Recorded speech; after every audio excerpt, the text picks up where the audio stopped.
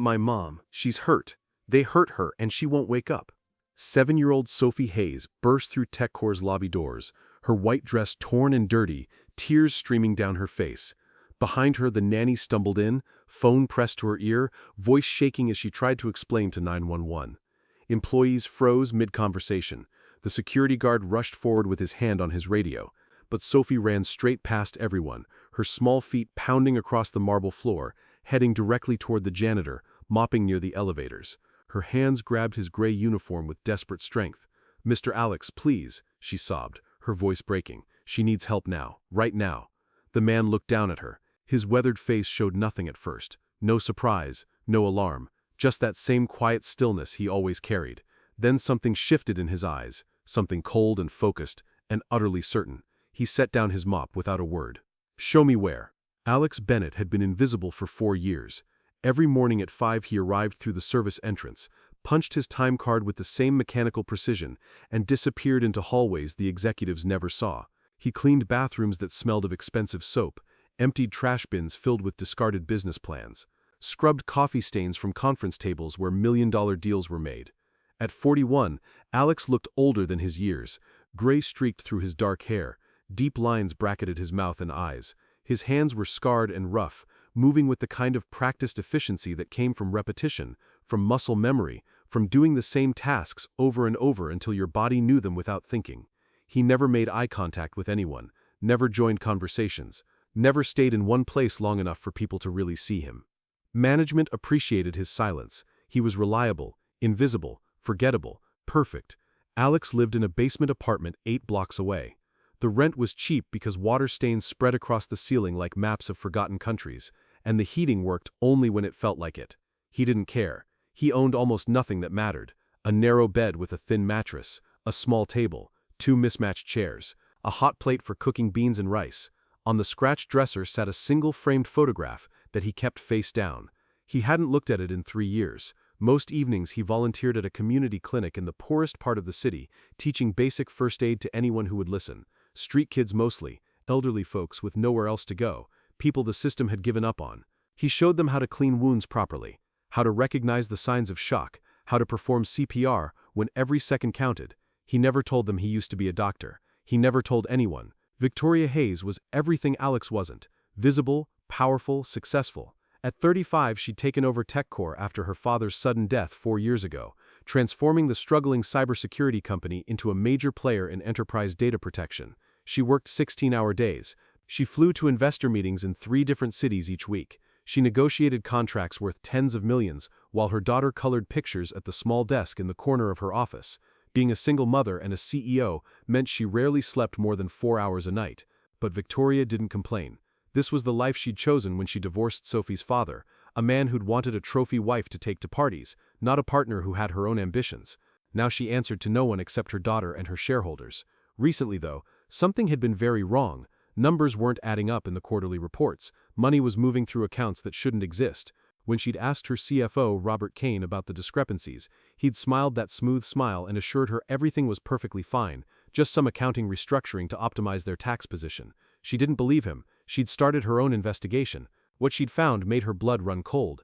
$22 million, siphoned through shell companies and fake vendors over 2 years, Robert's signature on half the authorizations. She'd scheduled an emergency board meeting for Friday morning. She was going to expose everything. Sophie was supposed to be at ballet practice every Thursday evening. Instead, she often snuck away from her nanny and rode the elevator down to the basement levels where she'd found her favorite person in the whole building.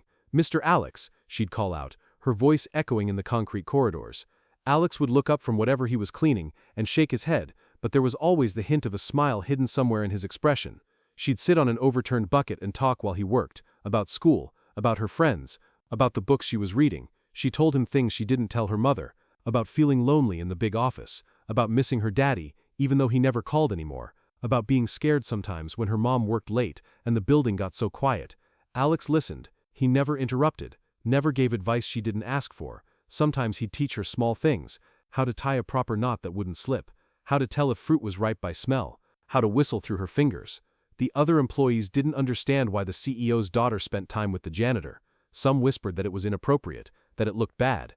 Victoria had noticed the whispers, but she'd never stopped it. There was something gentle in Alex's silence, something trustworthy that made her feel safe letting Sophie be around him, even though she knew almost nothing about the man. The attack happened on a Thursday night. Victoria stayed late in her 20th floor office, reviewing financial documents spread across her massive desk. The numbers told a clear story of systematic embezzlement, millions flowing out through carefully constructed channels, Robert Kane's fingerprints all over it. She scheduled the emergency board meeting, sent the calendar invitations, gathered her evidence into her briefcase. At 10:30 she texted her nanny downstairs. Coming down now. Sophie was waiting in the lobby playroom with Mrs. Chen, her regular evening nanny, playing with blocks and humming to herself. Victoria gathered her things and headed for the elevator. She pressed the button for sub-level 2, the parking garage. The elevator descended with that familiar mechanical hum. The doors opened onto dim concrete and shadows pooling between thick pillars. Victoria's heels clicked sharply against the floor as she walked toward her car, her mind already on tomorrow's meeting, on how to present the evidence, on what Robert would say when she accused him. She didn't hear them coming until it was too late. Two men in ski masks emerged from behind a van like ghosts materializing from darkness. She tried to run, but one grabbed her arm and yanked her backwards so hard she felt something pop in her shoulder. Her briefcase flew across the pavement, documents scattering like desperate birds trying to escape. "Where are the files?" The voice was muffled by the mask, but somehow familiar. "I don't know what." His fist caught her in the stomach. All the air left her lungs at once. She doubled over, gasping, seeing stars. The second man grabbed her by the hair and shoved her hard against a concrete pillar. Pain exploded through her skull like white fire. Her knees buckled. The backup files. Where are they? Victoria's vision blurred. Blood ran warm down the side of her face. One of them raised his fist to strike again. "Someone's coming," the other hissed. "We need to go. Now." They released her. Victoria collapsed onto the concrete like a puppet with cut strings. She heard footsteps running, a car door slamming, an engine roaring to life, then silence. She tried to move, but her body wouldn't respond. Darkness crept in at the edges of her vision. She had to stay awake. For Sophie, she had to stay awake. Upstairs, Mrs. Chen checked her watch. 10:40. 15 minutes had passed. She tried calling Victoria's cell. No answer. "Sophie, sweetie, I'm going to check on your mom. Stay close to me." They took the elevator down. When the doors opened onto the garage, Mrs. Chen stepped out cautiously. Sophie's hand gripped tightly in hers. "Miss Hayes," she called out. A faint moan came from somewhere ahead. "Stay behind me," Mrs. Chen whispered. Then Sophie saw her. "Mom." She tried to run forward, but Mrs. Chen held her back firmly. Victoria lay on the concrete, her face bruised and swollen, her arm bent at an angle that made Sophie's stomach turn. Papers were scattered everywhere like snow. Mrs. Chen's hands shook as she pulled out her phone. "I'm calling an ambulance." "Don't touch her, Sophie. We need Mr. Alex," Sophie said, her voice small and frightened. "Honey, we need paramedics. He can help." Sophie pulled free. "I know he can." "Sophie, wait." But the little girl was already running back toward the elevator, her small legs pumping as fast as they could carry her. Mrs. Chen knelt beside Victoria, checking for a pulse with fumbling, inexperienced fingers, shallow breathing, alive but barely conscious, blood pooling beneath her head. "Hold on," Mrs. Chen whispered. "Help is coming." Sophie burst back into the lobby, her heart pounding so hard it hurt. She looked around wildly and saw him, Mr. Alex, near the main doors, emptying a trash bin with his usual quiet efficiency. She ran straight to him and grabbed his uniform with both hands, her tears making wet spots on the gray fabric. "Mr. Alex," she sobbed. "My mom, she's down there and she's really hurt and she won't wake up and there's blood." And Alex dropped to one knee immediately, his hands steady on her shoulders. "Slow down. Where is she?" "The garage, sub-level 2. Mrs. Chen is with her," but Sophie's voice broke completely. "Please, you have to help her." The security guard approached, radio crackling. "I've called 911. Ambulance should be here in about 8 minutes. 8 minutes might be too long," Alex said quietly. His voice had changed completely, sharper, focused, the voice of someone used to making life or death decisions. He looked down at Sophie. "Take me to her, right now." Sophie grabbed his hand and pulled him toward the elevator. In those 30 seconds of descent, Alex's mind shifted into a mode he'd locked away for years: combat medicine, trauma response protocol. He calculated likely injuries based on what Sophie had described. 8 minutes for an ambulance, but 8 minutes could mean death if there was arterial bleeding or airway compromise. 8 minutes could mean permanent brain damage if there was intracranial pressure building. The elevator doors opened. Alex stepped out and immediately assessed the scene with trained eyes. Mrs. Chen kneeling beside someone, papers scattered, no visible attackers, no ongoing threat, scene secure. He moved quickly to Victoria's side. Mrs. Chen looked up with desperate relief. "Thank God, I don't know what to do." Alex was already kneeling, his hands moving with clinical precision that seemed impossible for a janitor. Unconscious, breathing shallow but present, significant facial trauma, left arm fractured. He checked her neck, stable, checked her scalp, laceration, bleeding heavily, checked her abdomen, rigid, distended, internal bleeding likely. Call 911 back, he told Mrs. Chen, his voice calm and authoritative. Tell them we have a trauma patient, unconscious, significant head injury, possible internal bleeding, suspected fractured ribs and arm. Tell them to have a trauma team ready. Mrs. Chen stared at him. You're a janitor. Make the call. She fumbled with her phone. Alex pulled off his gray jacket. Beneath it was something unexpected, a worn canvas bag strapped across his chest. He unzipped it with practiced efficiency that spoke of countless repetitions. Inside were medical supplies that absolutely did not belong in a janitor's possession. Sterile gauze, hemostatic agents, a collapsible cervical collar, surgical tape, a compact trauma kit that any paramedic would immediately recognize as military grade. Sophie stood a few feet away, watching with frightened eyes that were far too old for a 7-year-old. Alex glanced at her. Sophie, I need you to be very brave for your mom. Can you do that? She nodded, trembling. Good girl. Stay right there and talk to her. Tell her you're here. Tell her she's not alone. Sophie moved closer and knelt down, careful not to touch. Mom, it's me. Mr. Alex is here. He's going to help you. You're going to be okay. Alex worked with swift, efficient movements. He packed the head wound with hemostatic gauze to control the bleeding, applied the cervical collar to stabilize her neck, checked her pupils, one slightly dilated, concerning but manageable, checked her pulse, thready rapid, about a 115 beats per minute. She was compensating for blood loss. He assessed her abdomen carefully, bruising forming, definitely internal bleeding. He couldn't fix that here, but he could keep her stable enough to survive the ambulance ride. He splinted her left arm with practiced precision, positioned her in the recovery position to protect her airway, covered her with his jacket to prevent shock from setting in. Every movement was exact, every decision based on years of training that his hands remembered even when his mind wanted to forget. 5 minutes had passed since Sophie found him. In the distance, sirens wailed, growing louder. 2 minutes later, paramedics rushed in with a stretcher and equipment bags.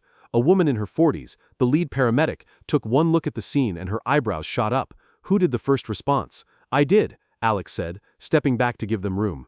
The paramedic knelt and quickly assessed Victoria, checking Alex's work with professional efficiency. Her expression shifted from skepticism to open respect. Cervical collar properly applied. Head wound packed correctly, with hemostatic agent. Arm splinted. Recovery position. Vitals stable. She looked up at Alex. You kept her alive. Military. Alex didn't respond.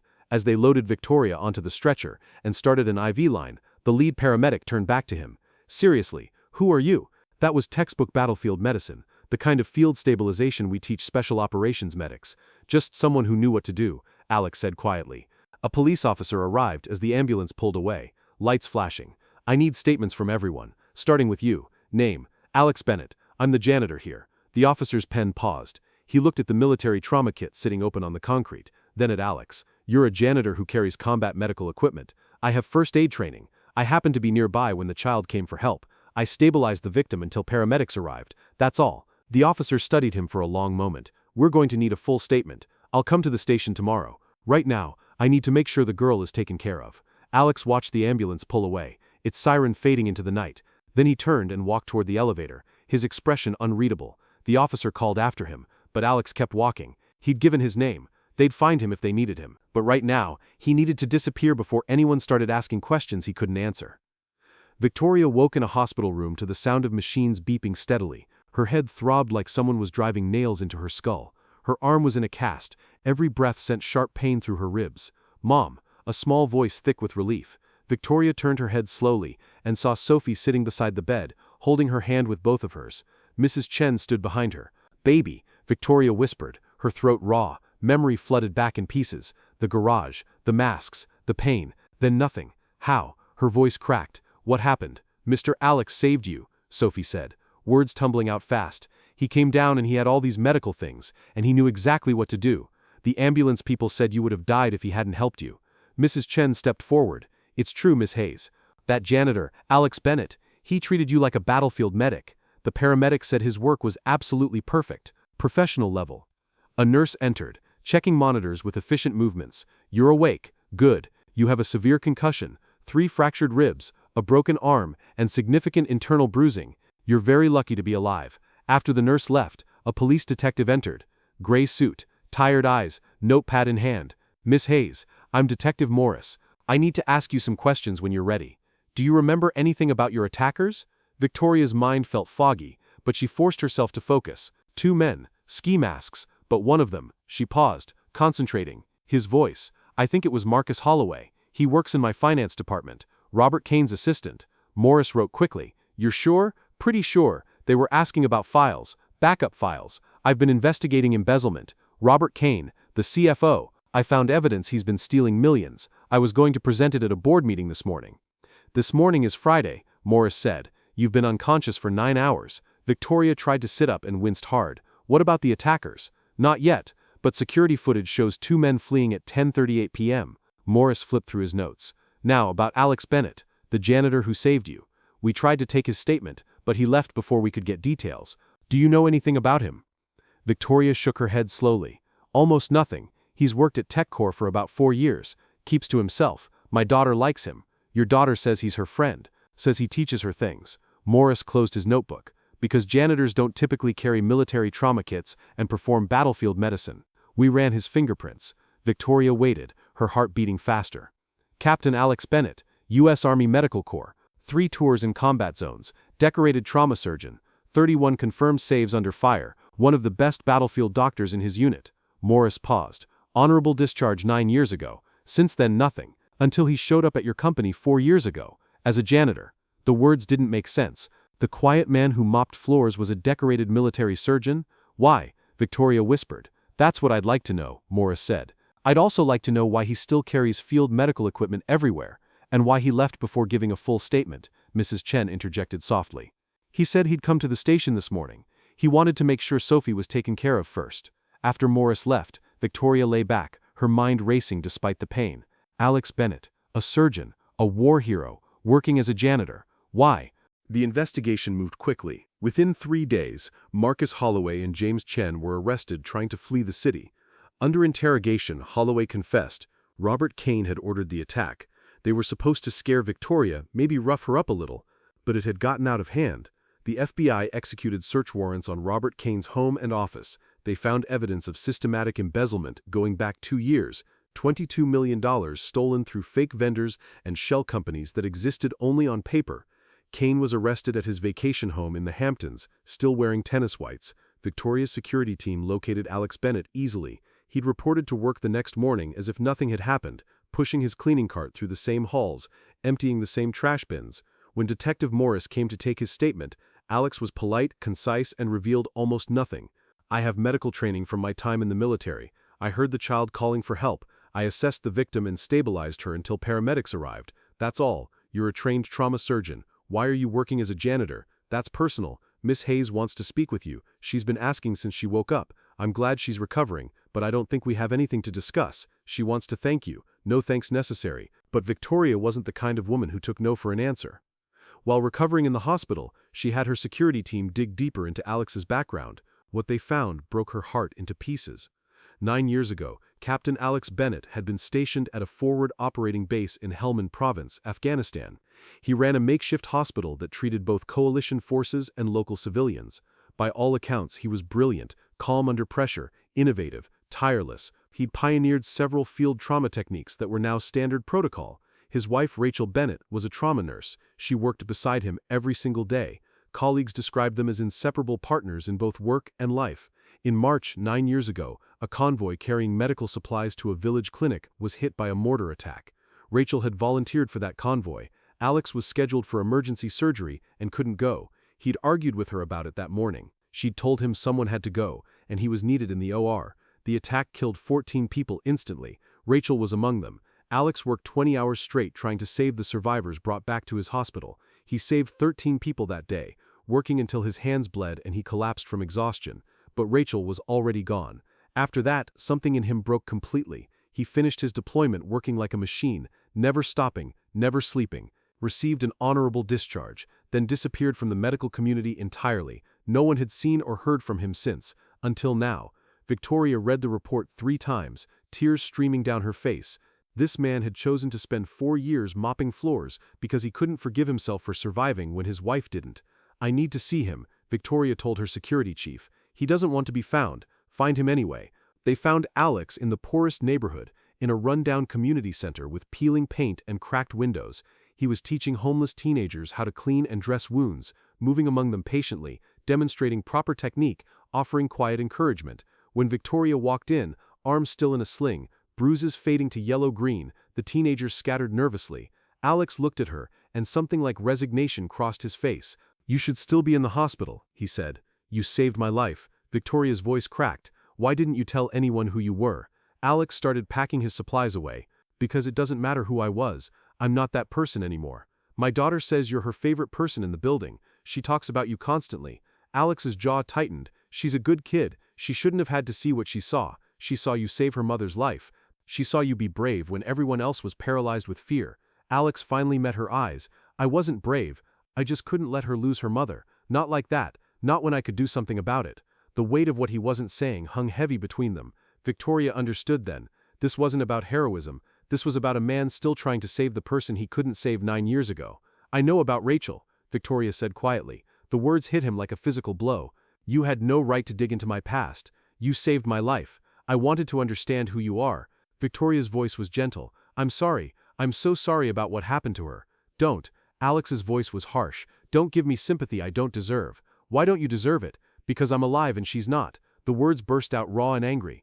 Alex sank into a folding chair, all the strength leaving his body at once. "I'm a surgeon. I was supposed to save people. But I couldn't save her. I couldn't save the one person who mattered most." Silence filled the empty center. Outside, car horns honked. Life continued, indifferent. "Rachel wanted to go on that convoy," Alex said, his voice hollow. "She believed we could make a real difference. I told her it was too dangerous. We argued about it that morning. Then I let her go anyway because I was scheduled for surgery." His voice dropped to barely a whisper. 7 hours later, they brought the casualties back. "I worked on 13 people. I saved every single one of them. But Rachel was already dead. She died instantly. There was nothing I could have done."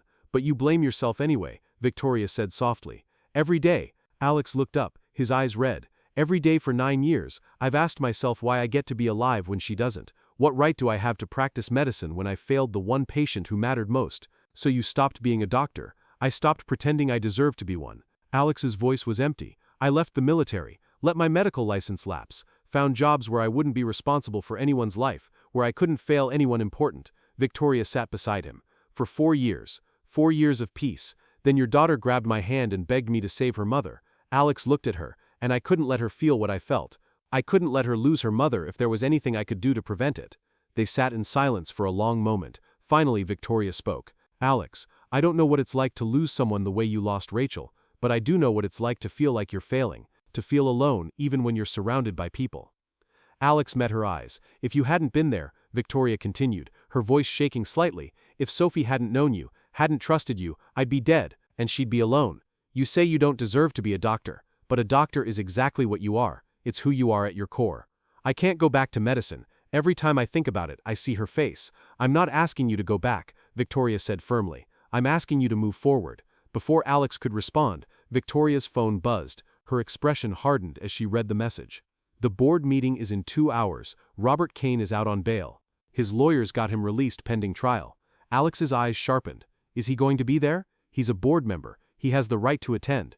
Victoria's voice was tight. "He tried to have me killed, and he's going to sit across from me and pretend he did nothing wrong." "Are you safe?" "I have security. The FBI will be watching. But I'm terrified." She paused. "Not of him. Of losing. If the board doesn't believe me, if his lawyers are good enough, he'll walk away. He'll win." Alex studied her face, determination mixed with fear. For 4 years, he'd been running from purpose. Maybe it was time to stop. "What do you need?" he asked. Victoria looked at him with surprise and hope. "I need someone I can trust. Everyone at that company could be compromised. Everyone except you. I'm a janitor. You're a man who saved my life when you had nothing to gain. You're a man my daughter trusts completely. You're the only person I know who has no reason to help me except that it's the right thing to do." Victoria's grip tightened on his arm. "What do you need?" Alex was quiet for a long moment. Then he nodded slowly. "Tell me what you need." The plan was straightforward. Victoria would attend the board meeting, present her evidence, and force Kane to respond. But she needed someone outside the corporate structure who could intervene if things went wrong. The next morning, Alex arrived at TechCore, wearing a simple dark suit he'd kept for 9 years, stored in the back of his closet. He looked completely different. Several employees passed him in the lobby and didn't recognize him at all. The board meeting was scheduled for 9 a.m. Alex positioned himself in the hallway outside where he could see through the glass walls but remain unobtrusive. Cecilia arrived at 8:45, moving carefully, still favoring her injured side. Despite her injuries, she looked every inch the CEO. Dark suit, hair pulled back, expression determined. Board members began arriving, 8 people ranging from 45 to 70, all carrying leather portfolios and expressions of concern. At 8:58, Robert Kane walked in. Kane was 54, silver-haired, wearing an expensive suit that probably cost more than Alex made in 6 months. He had the kind of face that inspired confidence, strong jaw, warm smile, kind eyes, the face of someone you'd trust with your money, the face of someone who'd ordered a woman beaten nearly to death. He went straight to Victoria and extended his hand. "Victoria, thank God you're all right. We've all been so worried." Victoria didn't shake his hand. "Sit down, Robert." Something flickered in Kane's eyes. Surprise, maybe anger quickly masked. He took his seat. At 9 a.m., Victoria called the meeting to order. "Thank you all for coming. I need to discuss something urgent." She opened her laptop and projected a spreadsheet onto the large screen. Numbers filled the display in neat rows and columns. "For the past 3 months, I've been reviewing our financial records. I found significant discrepancies." Board members leaned forward, squinting at the screen. "What you're seeing is unauthorized transactions spanning 2 years. Money moved into shell companies, fake invoices, wire transfers to offshore accounts." She paused. $22 million stolen from this company. Shocked murmurs rippled around the table. "How is this possible?" Elizabeth Morrison, a sharp-eyed woman in her 60s, asked. The audits were falsified. The oversight committee received doctored reports. It was an inside job, carefully planned over 2 years. By whom? Victoria looked directly at Kane. "By our CFO, Robert Kane." The room erupted. Kane jumped to his feet, his face reddening. "This is outrageous. Victoria, you suffered a serious head injury. Clearly you're not thinking straight." "I'm thinking perfectly clearly," Victoria interrupted, her voice cutting through the noise like a blade. "I have documentation, Robert. Bank records, email communications, authorizations with your signature. The FBI has been investigating you for a week." Kane's expression cracked slightly. "This is a coup. You're trying to force me out because..." "Explain the shell companies," Victoria said coldly. "Explain the offshore accounts. Explain why Marcus Holloway and James Chen, your assistants, confessed that you ordered them to attack me." Absolute silence. Every eye turned to Kane. "That's absurd," Kane said, but his voice had lost its confidence. "They're lying to save themselves. The FBI executed a search warrant on your home. They found documents linking you to every transaction. They found communications with the shell companies. They found evidence of money laundering." Victoria's voice was steel. "And as of this morning, a grand jury has indicted you for embezzlement, conspiracy, and attempted murder." "Attempted murder," Kane repeated, his voice dangerously soft. "You think I tried to have you killed? I know you did." Holloway confessed. "He gave them everything. Phone records, payment records, your exact words. Handle the problem." Kane stared at her, then something snapped inside him. He moved around the table toward her, fast and aggressive. "You ungrateful little..." He didn't get 3 steps. Alex had been watching, reading Kane's body language, waiting for exactly this.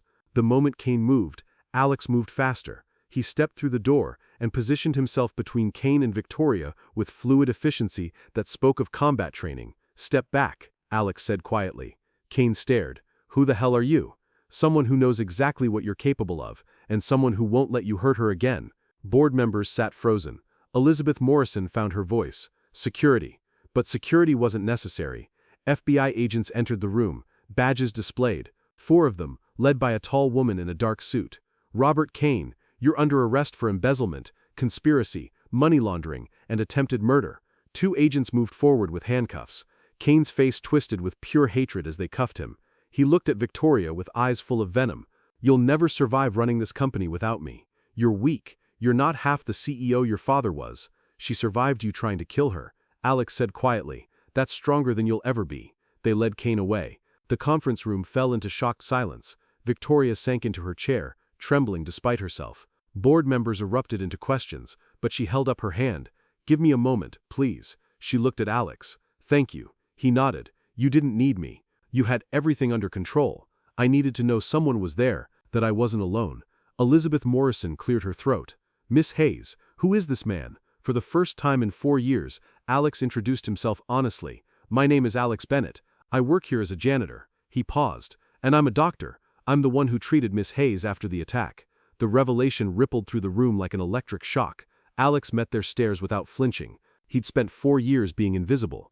Maybe it was time to be seen again. In the weeks following Kane's arrest, TechCore underwent massive restructuring. Victoria worked brutal hours rebuilding trust with clients and investors. Through it all, Alex remained present, continuing his maintenance duties while the company figured out what to do with a decorated trauma surgeon who cleaned floors. Employees treated him differently now. People who'd ignored him for years now nodded respectfully. Some stopped to thank him. Some asked medical questions. Sophie visited him every day after school without fail. "Everyone at school knows you're a hero," she announced one Thursday, swinging her legs from where she sat on an overturned bucket. "I told them you saved my mom's life. I just did what anyone with proper training would do," Alex said. "That's not what the news said." Sophie picked at her shoelace. "Mom talks to me more now, like really talks. She asks how I'm feeling, if I'm scared. She doesn't work as late." She looked up at him. "I think that's because of you." Victoria started seeking Alex out during lunch breaks. She'd find him and ask if he wanted to sit in the courtyard. They'd eat sandwiches and talk about everything except work. She told him about the pressure of running a company, about the fear that she wasn't good enough. He told her about the kids he taught first aid to, about slowly learning to forgive himself. One afternoon in October, Victoria arrived with coffee and a proposal. "I want to start something. A community health initiative. Free medical care for people who can't afford it. Trauma response training. Mental health support." Alex looked skeptical. "That's ambitious and expensive. I can afford it. After what happened, I realize how lucky I am. Most people don't have resources. Most people suffer alone. It's a good idea. You should do it. I want you to run it." "No," Alex said immediately. "I can't." "Why not? You saved my life with a field kit and 8 minutes. You train at risk youth in a building with no heat. You still carry military medical equipment everywhere just in case. You're already doing this work. I'm just offering resources to do it right. Every time I think about practicing again, I see Rachel's face. You're not supposed to forget her. You're supposed to honor her." Victoria touched his arm. Rachel was a nurse. She spent her life helping people. The best way to honor her memory is to keep doing what she believed in. Before Alex could respond, Sophie came running with a crayon drawing. A man in a white coat standing in front of a building with a red cross, surrounded by smiling stick figures. "Dr. Alex's hospital, where everyone gets help," Sophie read proudly. "This is for your new hospital." Alex stared at the simple, hopeful vision. He looked at Victoria, then at Sophie. "Okay," he said quietly. "I'll do it." 12 months transformed everything. Alex recertified his medical license, passed every exam. Victoria assembled a team to design the community health center. Warm colors, comfortable seating, a children's area, Sophie insisted on. They built something that felt less like a hospital and more like sanctuary. The Alex Bennett Community Health Center opened on a Saturday in May. The neighborhood turned out in force. By closing time, they'd seen 140 patients. That evening, Victoria brought dinner to Alex's office. "Successful first day?" "Beyond anything I expected." "Our vision," Victoria corrected. "I couldn't have done this without you." They ate in comfortable silence. Something unspoken passed between them, recognition of feelings building for months. Sophie knocked. "Are you guys done being mushy? Because I made something." Another drawing. Alex in scrubs surrounded by stick figures. In the corner, a smaller figure with angel wings. "That's Rachel," Sophie explained. "Mom told me about her. She's watching you help people. She's proud of you." Alex stared at the drawing, vision blurring. "Thank you, Sophie. This is the best gift anyone's ever given me." 1 year after the attack, during the center's anniversary celebration, Alex stood on stage. Victoria and Sophie sat in front. "I have one more announcement," Alex said, voice unsteady. "A year ago, I was a man who'd given up on himself." He looked at Victoria. "Then someone showed me that second chances aren't about deserving, they're about being brave enough to accept them." Alex stepped down and knelt, not in front of Victoria, but in front of Sophie. He pulled out a small box with a silver ring. "Sophie Hayes, I would like your permission to ask your mother a very important question." Sophie squealed. "Yes, yes, ask her." Alex stood and turned to Victoria, tears streaming down her face. He opened a second box with a diamond ring. "Victoria Hayes, you saved me long before I saved you. You saw me when I was invisible. You and your daughter gave me a family when I thought I'd lost everything." His voice broke. "I can't promise I'll be perfect, but I promise I'll show up. I'll be present. I'll love you both with everything I have. Will you marry me? Will you let me be part of this family?" "Yes," Victoria whispered. Then louder, "Yes." Alex slipped the ring on her finger. She threw her arms around him. Sophie launched herself at both of them. Guests applauded, but the three of them barely noticed. They were too busy holding each other. Too busy beginning the next chapter of a story that started with a desperate child, a hidden hero, and a love that healed the deepest wounds.